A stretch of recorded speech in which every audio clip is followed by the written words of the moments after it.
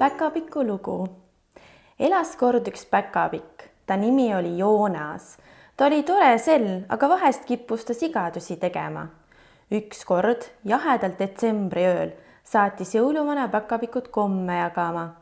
Aga jõuluvana ei tahtnud Joonas saata komme jagama, sest ta oli ulakas. Joonas oli pettunud, et jõuluvana ei valinud teda. Ta läks jõuluvana juurde ja küsis: kallis jõuluvana, armas jõuluvana, miks sa mind ei valinud? Sest sa lähed närvi, kui keegi liiga kaugele sussi paneb ja kui sa oled väsinud.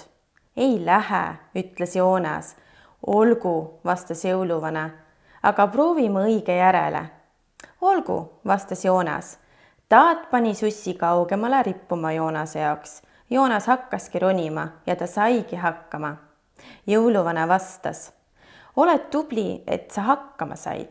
No näed, et iga kord ei pea jonnima, et ei saa kohe hakkama.